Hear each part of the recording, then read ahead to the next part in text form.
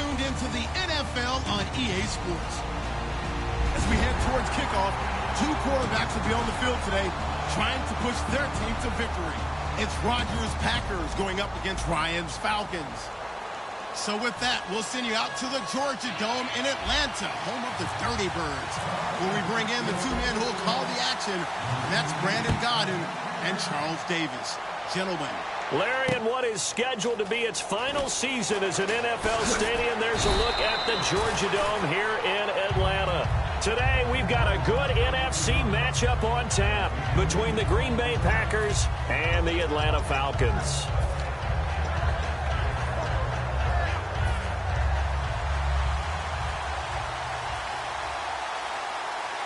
One back is Lacey. And he'll get it up the middle.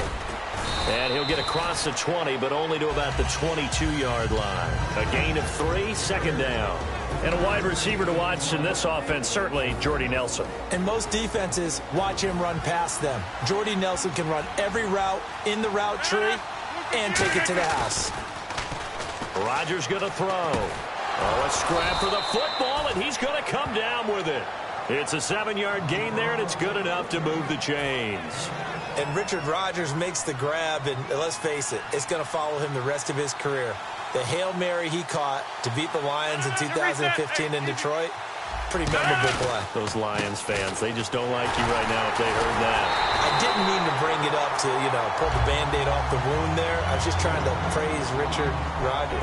Yeah, they're going to be mad at me. And here we go. We get to see the Falcons again on offense, a crew that last year scored 540 points, tied for 8th most all time. But my question is this, such a crushing Super Bowl loss in the offseason, does that set you back big time, or does that fuel and feed you momentum-wise going forward? It should fuel and feed you momentum-wise going forward, partner. That's exactly how it's supposed to react, and that's what you'll see in the Falcons locker room in the entire offseason. They'll talk about finishing, unfinished business, things of that nature.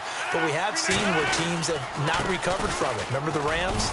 They got to a Super Bowl, got beat by the Patriots, didn't get back there again. The Broncos in 2013, number one offense, number one scoring offense. They didn't get back in 2014, but they did in 2015. So you can recover from it.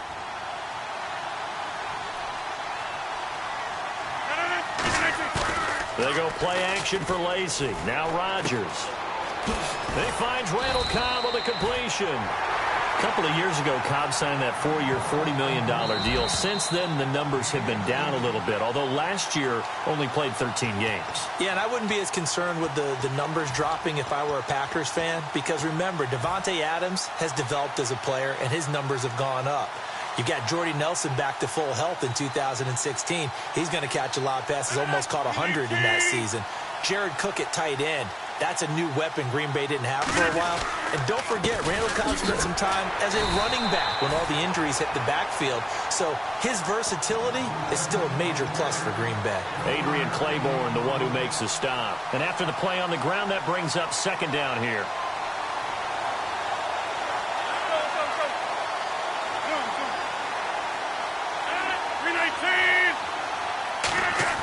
Now Rodgers throwing on second down.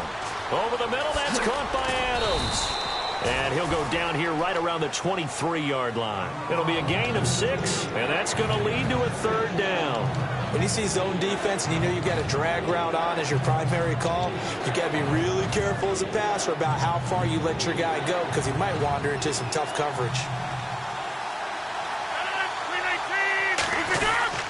They'll try and run for it. Here's Lacey. No gain on the play there, and it'll bring up fourth down. Boy, that's a lot of sirloin steak to be taken down for no gain, partner.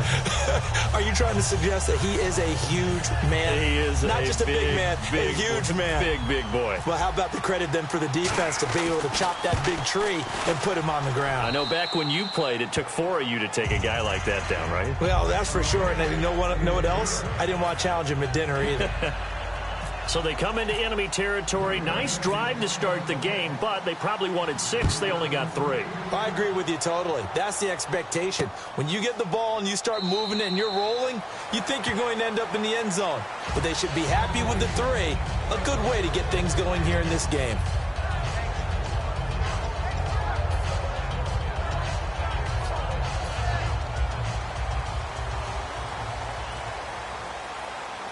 They come up in an offset eye. They'll run for the first time with Devontae Freeman. And he'll fight forward to about the 27-yard line. 2 yards on the pickup there. It'll be 2nd and 8.